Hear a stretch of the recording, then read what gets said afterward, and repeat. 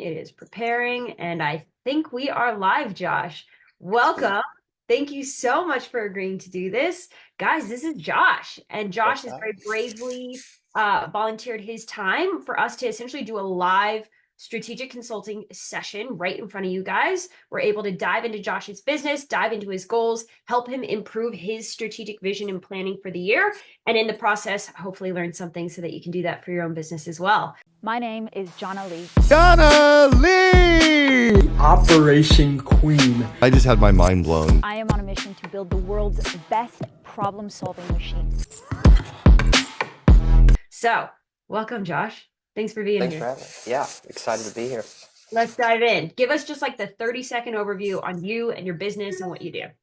Yep. So I own a business called Ghostify. We are a Twitter growth and LinkedIn client acquisition agency, Okay. and we're located in North Carolina.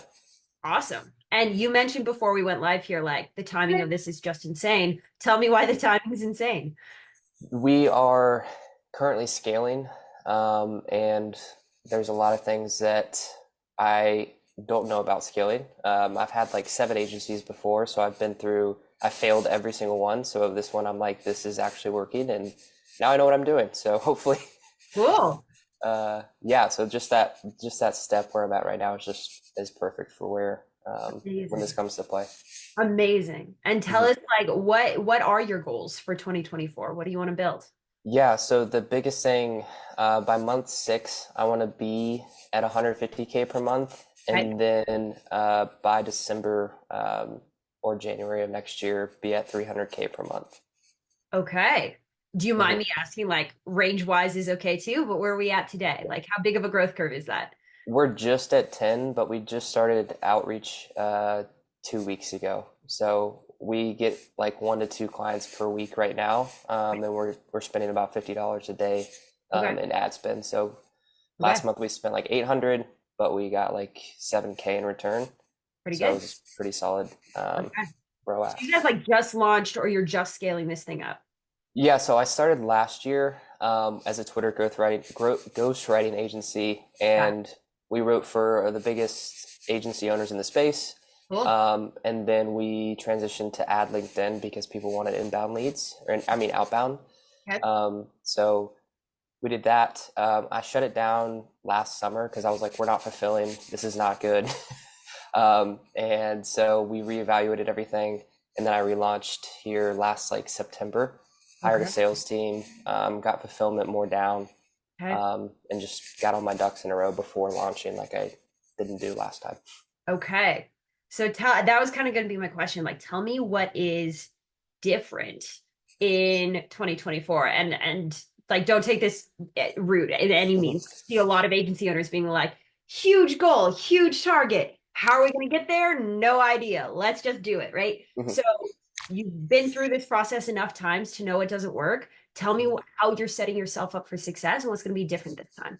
The biggest thing is I got sales training, so I couldn't close anybody. And now I close everyone.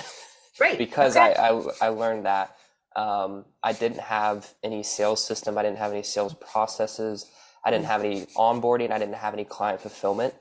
And those were my 2 big things: was client fulfillment, client satisfaction. And that's why my churn rate was just so high. So I am literally hiring an account manager this week to kind of take over, and that way I can focus on marketing and sales. Okay, so you're already building your team. You're like committed to this. We're pedal to the metal. We're going. Yep. Okay, so to go from 10K to 300K is a pretty insane growth rate. Give us like what do you know to be true about the milestones along the journey and how you are going to make that happen? Yeah, so I have like an Excel sheet with kind of showing, like predicting, like how many calls I need to book. So I need to book about 200 per month. Okay. And my close rate, I just gave myself a 50, even though technically it's like 80 right now. Okay.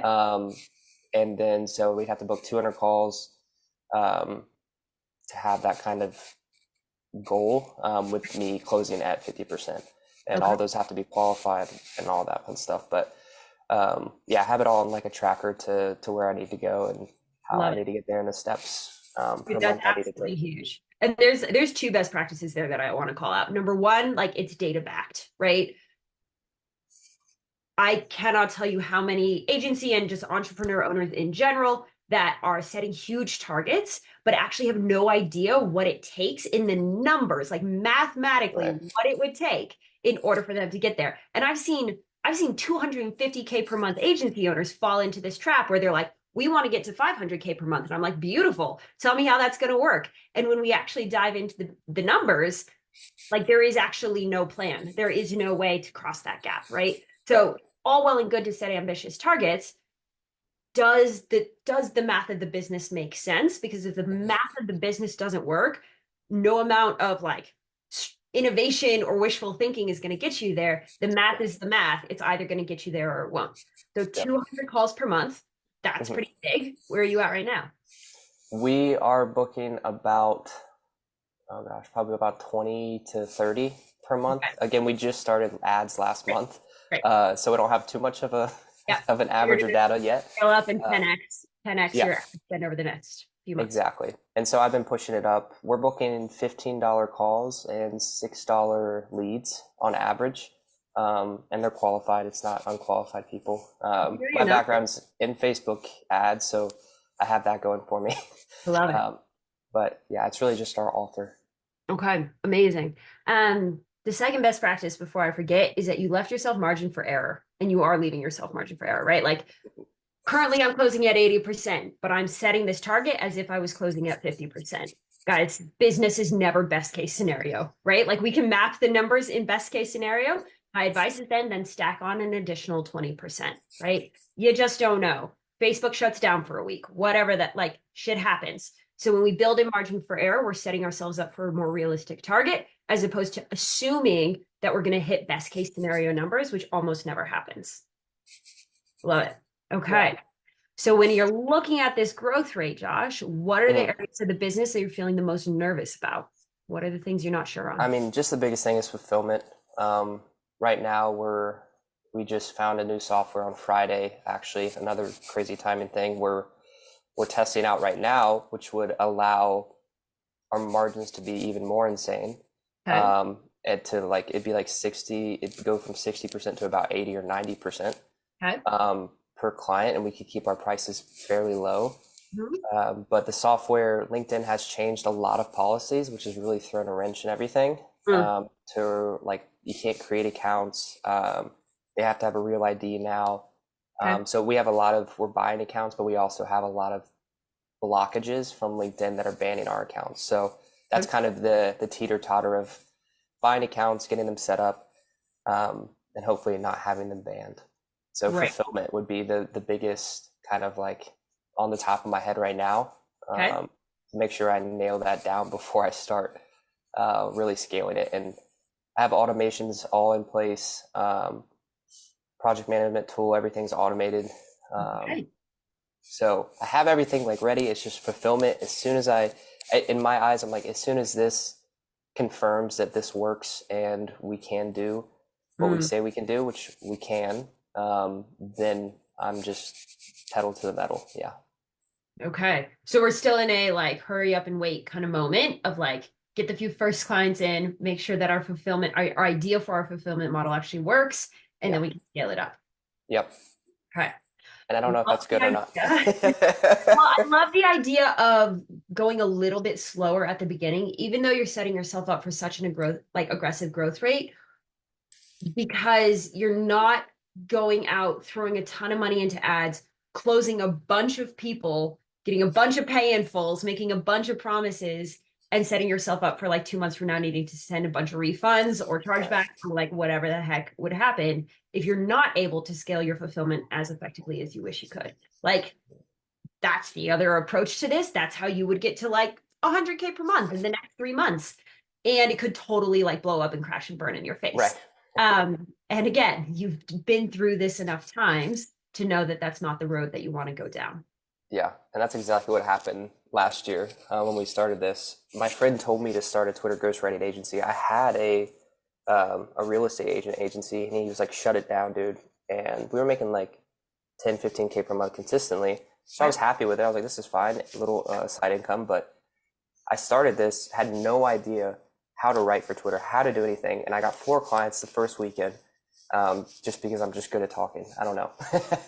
Yeah. With some of the biggest agency owners in the space, and then they referred me people just because the need was there. But really, we didn't have any fulfillment. I had no clue what good fulfillment was Yeah. on the Twitter Yeah. space. Yeah. Guys, I've talked about this a lot. Like, I love Hermosi's next as much as the next gal in terms of helping you craft really amazing front end offers. But you can't have a business if you can't fulfill on what you promise, right? You can have a sales hustle, you can have money coming into a bank account somewhere, but that's not a business. Like, a business is delivering a valuable service to a group of people. At the end of the day, it comes down to client fulfillment and whether or not you can deliver. If you wanted to get to 10K per month, you could just like sell your way to 10K per month every single month and not worry about fulfillment. To get to 300K per month, there literally is no workarounds. Like, can you deliver or can you not? Because at 300K per month, lifetime value is an absolutely essential lever for growth. Like, you can't, I mean, you could, but it would be freaking hard and expensive to like sell 300K per month in cash collected every single month. Only way you're going to get there is with recurring revenue, right? Like, just stacking and stacking and stacking and stacking recurring revenue so that every month you're only having to close 80K per month as opposed to 300K per month to get to that target, right? So why are people going to pay you 220K per month every month? There has to be something deserving of 220K per month. You have to be good at what you do. So other than I'm not an expert on LinkedIn and the technicalities of LinkedIn, how can we help you dial in your client fulfillment, Josh? Oh, that is the question that I've been um, searching for, because I feel like the biggest thing for me, it was just like my mentor kind of gave me this advice. He was like, dude, you just need client fulfillment or client satisfaction. Like, Mm, give them set expectations at the beginning and set them so they're real, so they know exactly what they're getting, when they're getting.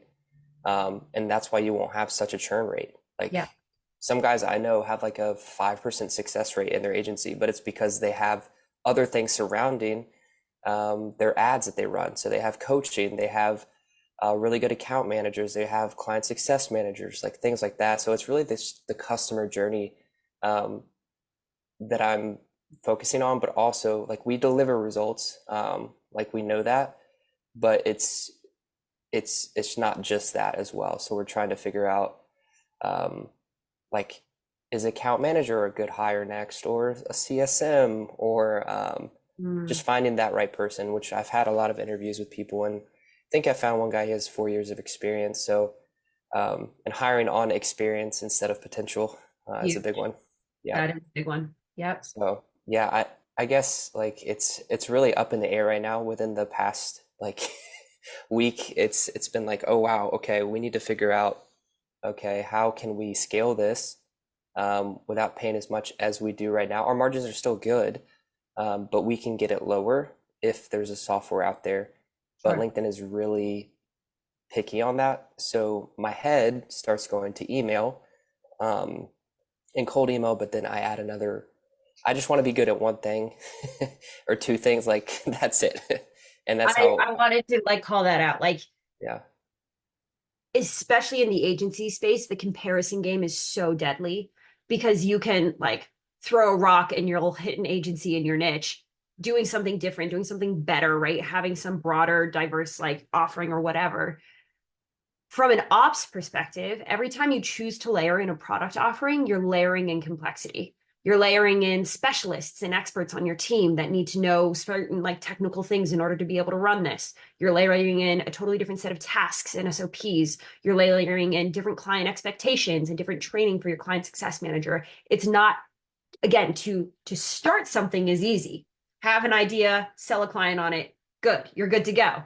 To scale something is complex. You layer in all of these things that'll be required to make that run for many, many clients without you. And again, all of this is with the lens of 300K per month, Josh. Like, if you were like, hey, I just want to get to 20, be like, beautiful. Try as many things as you want, right? Like, that's too easy. you can handle it. You personally could show up and handle it. Right. If you want 300K per month in a year, everything you do has to be built for scale. That's the only way to Right. get there. And so the more things you choose to layer in, you're essentially building, from an ops perspective, you're building mini businesses. on the back end of the business that need to run and be self-contained and self like streamlined like a mini business. Mhm. And that's complex. You're just adding in a bunch of stuff. And so my insight for anybody who is doing less than 100K per month, honestly, is choose one thing. Choose one thing and be damn good at it. In a world where you can like throw a rock and hit an agency, 95% of those agencies are honestly bad. Like they're just not that good at what they do, right? That's just the reality of it. And so even if you only deliver one thing to your clients, but you actually deliver it, as sad as it is, that is a competitive advantage. Like that's a differentiator in the market that actually does set you apart as opposed to being like just mediocre, but we've got this offering, this like one-stop shop offering of 10 different things that we do for our clients, but we don't do any of them well. And it's all on the back end, a total shit show trying to manage all of that, right? One of those agencies is going to scale significantly easier and better than the other one. Once you've got that thing really dialed in, like you actually are the best at it, then you go to your clients, ask them what they want next, and you can layer in the next thing. But there's no point diversifying that early. You're just going to bog yourself down. You're just never going to you're never going to hit critical traction and critical momentum. Yeah. So what's the one thing? What is the one thing? One thing. What are you going to be the best at? It's going to be LinkedIn. Okay, perfect. I Then I think too, we are the best at Twitter, like because we failed so many times, we know exactly what to do and get to like our offer. We get you to 10K followers in 90 days, okay, all organically. okay, But so we got that, and that's why I added LinkedIn because I was like, okay, I'm comfortable with handing this off to our writers, and I know that they will fulfill on that. But I just needed some instant gratification, as they say.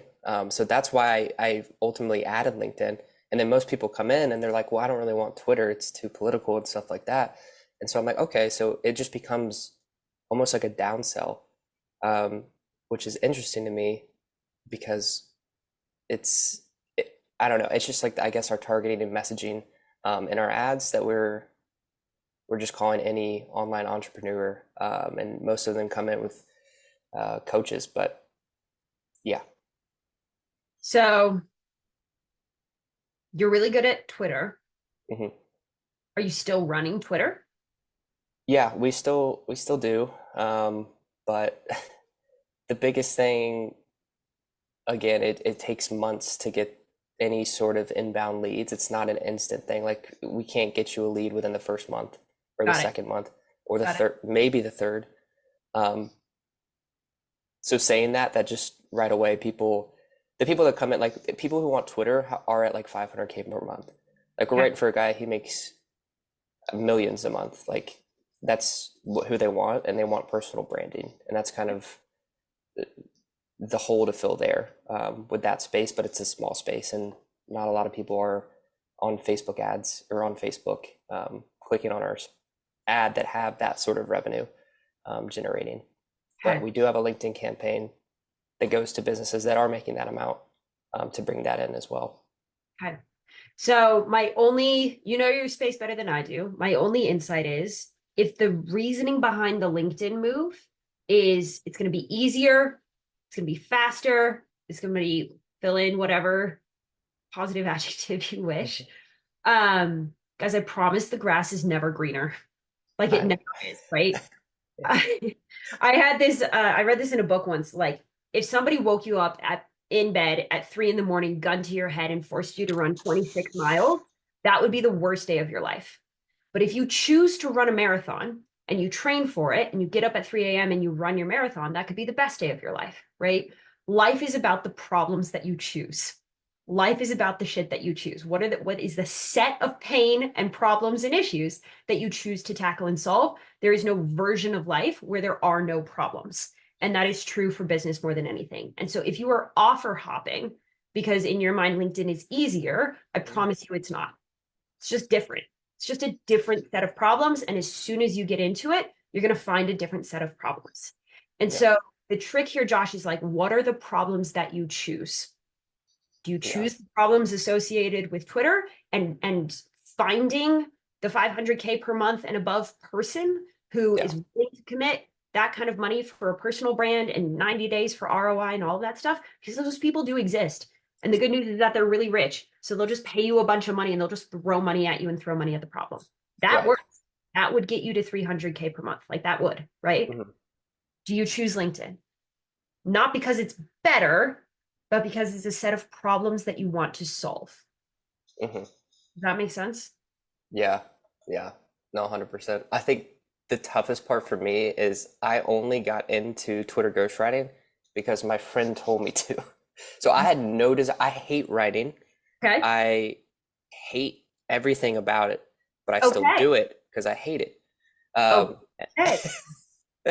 but that helped grow some discipline in me. But also, I'm like at the point now, I'm like, well, I'd rather have it. There's like you can have the mill agency or the boutique agency, and so I'm like, I see the value in boutique, but I feel like I need to learn the mill agency first. In my head, I don't know why, because I don't know how to get those high paying clients. So if I know how to get clients, then I can just go back once I have some cash flow and then start targeting those higher paying clients because they probably cost more money to acquire. Let me ask you this, Josh. Uh-huh. What do you want? Other than 300K months, what do you want to Yeah. be about your agency? Why do I want it? Now, what do you want it to look like? You want to be big, small, huge number of clients, huge team, small, high end? What do you want? I'd like to say very fit. So like everyone is optimized for their position, for their role and what they do, and they can handle they're just lean, I guess, fit lean, Yeah. kind of a lean team, Okay. but of just A players who are really good. Great. Love all of that. The reason I ask is number one, if you hate Twitter, don't do Twitter. I know, I hate it so Don't much. fucking do it. Like Because, that is a better reason. That's a good reason to jump into a different pasture, right? Like if you yeah, hate the pasture you're in, jump into a different pasture. Don't grow a yeah, business. Guys, if you hate your business from day one, I promise you're gonna hate your business on year one and like year five, and like that will never you're just gonna hate your business. Don't hate your business. Like find and choose a business that you don't hate. I don't know why this is a revolutionary idea, but like yeah, just don't do it. Like there are so many ways to make money. You don't have to do something that you hate. So that's a good enough reason. Like in my mind, that is a better reason than anything else you've told me yeah, about why you should move to LinkedIn. Honestly, hmm if yeah, LinkedIn is something you actually enjoy, again, it's the problems that you choose. Somebody has to actually enjoy the sufferfest that is running a marathon. hmm LinkedIn is going to be a sufferfest. But if it's a yeah, sufferfest that you choose and that you enjoy, you'll show up and you'll continue to work at it, not because you're yeah, forcing yourself to, but because you want to. So is LinkedIn exactly. a place? Yeah, 1,000%. Okay, beautiful. Then that's the set of problems that we choose. That is a good enough reason to do it. Hmm. My insight to you then, Josh, is like whatever you hated about Twitter, don't choose that. Don't Hmm. recreate that in LinkedIn. If it's the high end and high ticket clients that you really struggled with finding and that you don't like doing that, don't do that. Don't circle back around to it. There's another way to scale your agency to 300K. Like, Yeah, guys, there are options. You don't have to do anything. There are so many freaking ways to make money and scale a business. In fact, it is way harder to be open to everything and to offer yourself no constraints and no limits and say, I'm just going to do everything for everyone and I don't care how much I hate it. That is a way harder way to scale your business than to say, no, these are my non negotiables. This is the type of business that I want to build. And I'm just going to keep working at this until I figure it out. That is going to get you there way faster because you are taking distractions and you're taking options off the table. And what that offers you is focus. So be willing, Josh, to just say no to the things that you don't want to do. Like that literally is a yeah, good enough reason. Just don't have a business that forces that into how you plan to scale. There's another way. I promise you there's another way. yeah. No, for sure. I think the biggest reason I kept it in there is one, that's how we started. So a lot of Sure. people know us as that.